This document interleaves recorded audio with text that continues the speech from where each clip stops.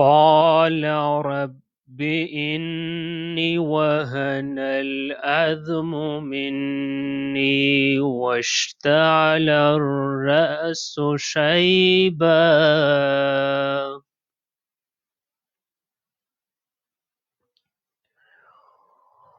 ولم أكن بدعائك رب شقيا. سورہ مبارکہ مریم ورس نمبر 4.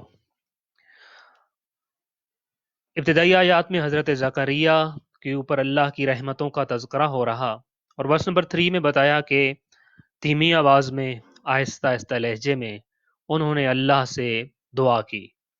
اس آیا میں بیان کیا جا رہا ہے کہ وہ دعا کیا تھی. سو ارشاد ہو رہا ہے قال، انہوں نے کہا، زکریا نے کہا، رب، اے میرے رب، انی، بے شک میں، وہن، وہن کا مطلب ہوتا ہے کمزوری، سو وہن کمزور ہو گئی ہے. کیا چیز؟ العظم، ہڈیاں، وہن العظم، ہڈیاں کمزور ہو گئی ہیں، منی، میری. سو پروردگارا، میری ہڈیاں بے شک کمزور ہو گئی ہیں.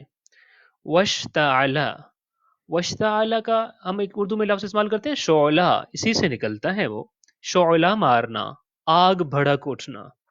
واشتعل، اور شعلہ مارنے لگا ہے. الراس، سر، کس طرح سے؟ شیبہ، سفیدی کے بالوں کی وجہ سے، یعنی میرے سر پہ سفیدی کے بالوں کی جھلک آ گئی ہے. ولم، اور میں نہیں رہا، بے دعائی کا، تجھ سے مانگ کر، تجھ سے دعا کر کے، تجھ سے سوال کر کے، رب، اے میرے رب، شقیہ، محروم، اور میں تجھ سے دعا کر کے میرے رب کبھی محروم نہیں رہا. اس پوری آیا کا ترجمہ اس طرح سے ہو جائے گا، اور زکریا نے کہا، اے میرے پروردگار، میری ہڈیاں کمزور ہو گئی ہیں اور سر میں بڑھاپے کے شعلے بھڑک اٹھے ہیں، یعنی میرے بال سفید ہو گئے ہیں، اور میرے پروردگار، میں کبھی تجھ سے دعا مانگ کر نامراد نہیں رہا، محروم نہیں رہا. اس آیا کے ابتدائی طور پر 2 حصے ہیں، البتہ 3 اہم باتیں اس آیا میں بیان ہوئی ہیں. اس آیا کے پہلے حصے میں کلام یوں ہو رہا ہے کہ رب انی وہن العظم منی. میں نے جیسا پہلے عرض کیا، حضرت زکریا کی دعا کا آغاز ہو چکا ہوا ہے، اور یوں تذکرہ ہے اس دعا کا کہ اے میرے پروردگار. البتہ یہ بات بھی ساتھ بتاتا جاؤں کہ تاریخ میں اور سیرت میں اور ہسٹری بکس میں اور بعض تفسیر کی کتابوں میں ملتا ہے کہ حضرت زکریا نے یہ دعا، جس کا بھی ہم مطالعہ کر رہے ہیں قرآن مجید کی آیات میں، انہوں نے یہ دعا ہیکل سلیمانی میں اللہ سے مانگی تھی، اور اس وقت مانگی تھی جب وہ اعتکاف کی حالت میں تھے. تو آپ نے اپنے پروردگار سے کہا، رب انی وہن العظم منی، یعنی میرے پروردگار، میری ہڈیاں کمزور ہو گئی ہیں.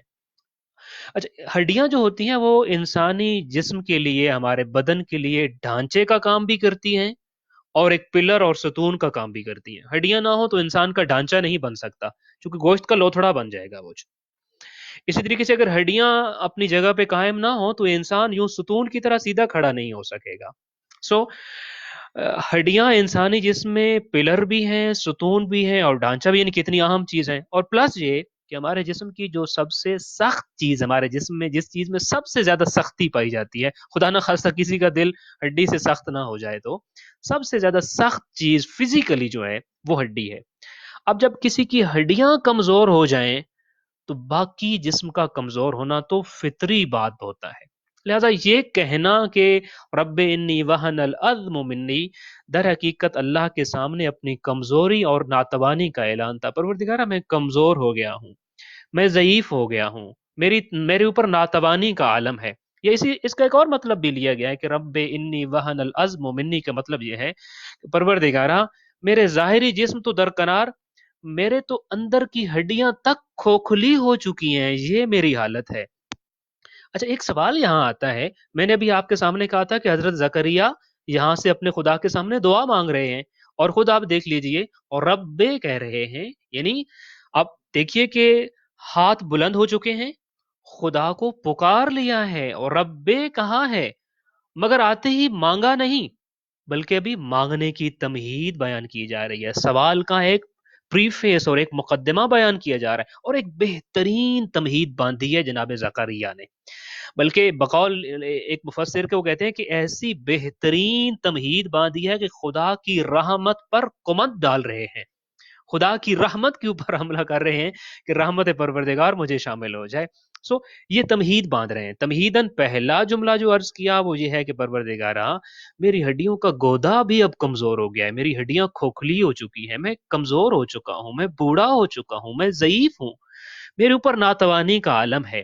اور پھر فوراً فرمایا وَاشْتَعَلَ الرَّأْسُ شَيْبًا، پروردگارا سفیدی بالوں میں ایسے پھیل گئی ہے کہ گویا آگ بھڑک اٹھی ہے، اتنا ضعیف ہو گیا ہوں، میرے بال سفید ہو چکے ہیں۔ یعنی یہ دو چیزیں بڑھاپے کی علامت ہیں، ایک تو ہڈیوں کا کمزور ہو جانا بڑھاپے کی علامت ہے، پلس بالوں میں سفیدی کا آ جانا بڑھاپے کی، البتہ صرف بالوں میں سفیدی کا آنا بڑھاپے کے ساتھ ساتھ جناب ابراہیم علیہ الصلوۃ والسلام کے بارے میں ملتا ہے کہ جناب حضرت امام جعفر صادق علیہ الصلوۃ والسلام سے علل میں منقول ہے کہ جب حضرت ابراہیم کی داڑھی مبارک میں پہلا سفید بال آیا اور آپ نے اس کا عکس دیکھا تو پروردگار سے پوچھا، پروردگارہ یہ کیا ہے، یہ میری داڑھی میں سفیدی کیسی ہے؟ تو جواب ملا، ابراہیم یہ تیرا وقار ہے، یہ تیری عزت اور یہ تیری بزرگی ہے۔ تو حضرت ابراہیم نے فوراً فرمایا، پروردگارا اگر ایسا ہے تو پھر تو میرے وقار میں اضافہ فرما، تو میرے وقار کو زیادہ کر۔ سو داڑھی میں یا سر پہ بالوں کا سفیدی کا آنا بزرگی اور ضعیفی کی وجہ سے یہ انسان کا وقار ہے، یہ انسان کی عزت ہے۔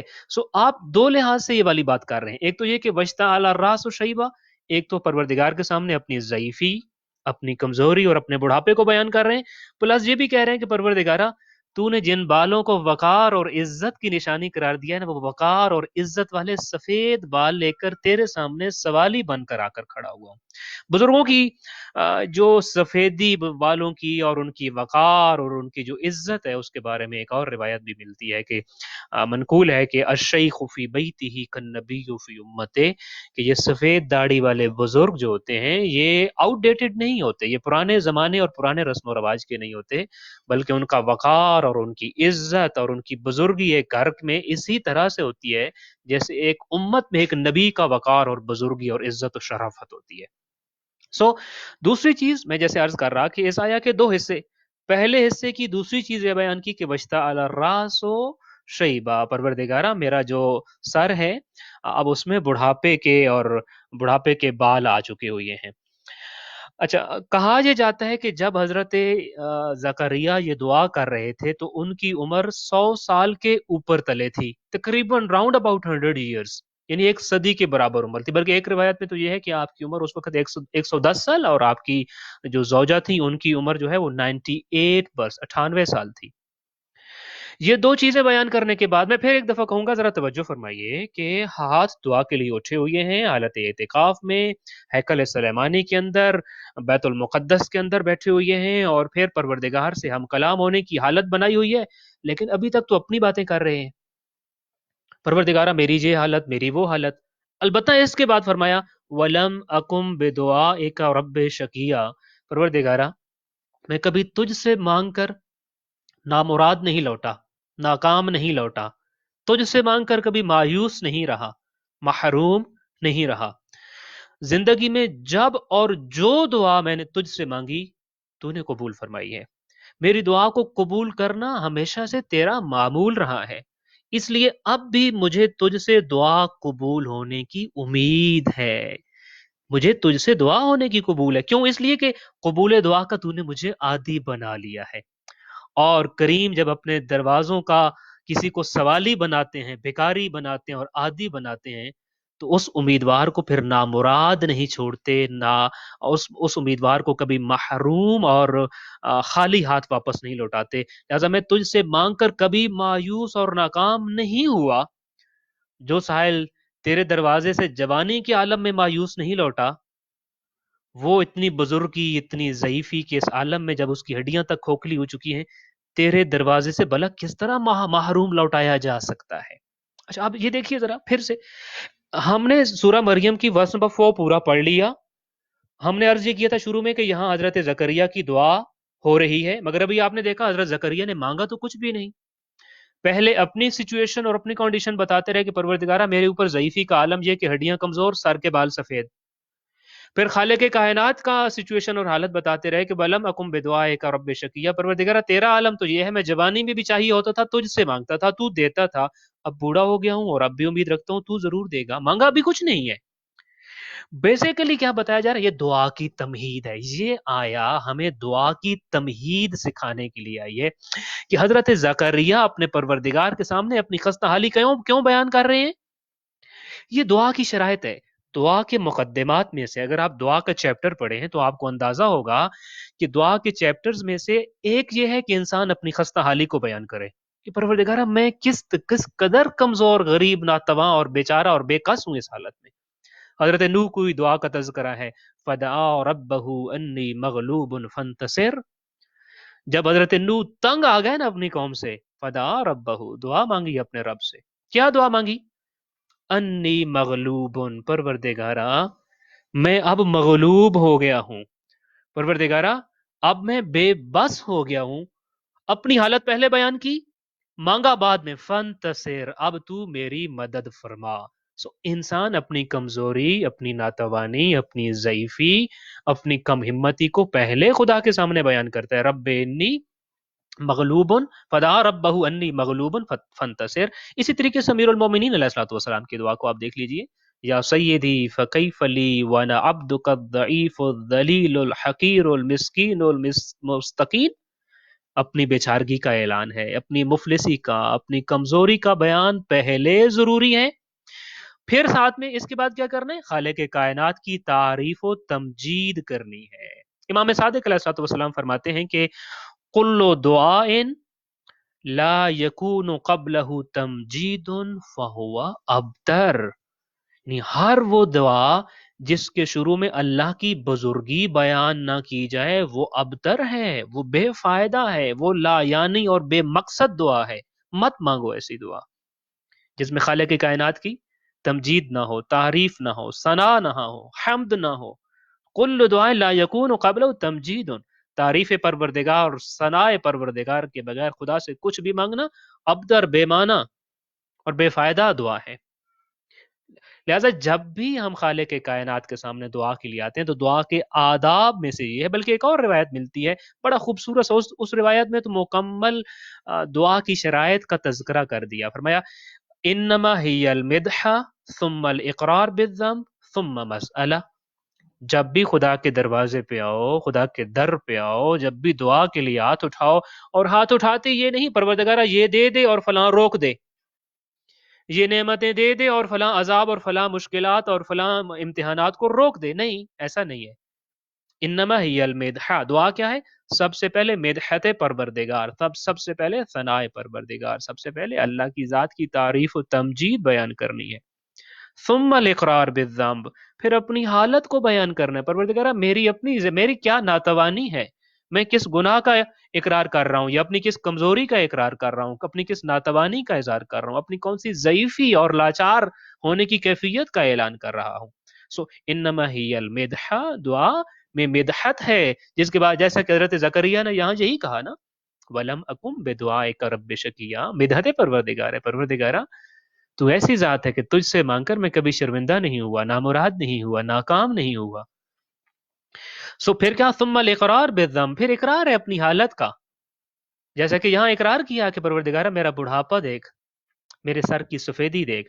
ثم المسئلہ، اس کے بعد اصل مسئلہ اور اصل سوال اور اصل حاجت اس کے بعد طلب کی جائے، جس کے بارے میں انشاءاللہ تعالی ہم بس نمبر 5 میں یا 6 میں پڑھیں گے. اس طریقے سے یہ دوسری آیا ہے جو ہمیں دعا کے آداب اور دعا کا اسلوب اور دعا کا طریقہ اور دعا کا سلیقہ سکھلا رہی ہے.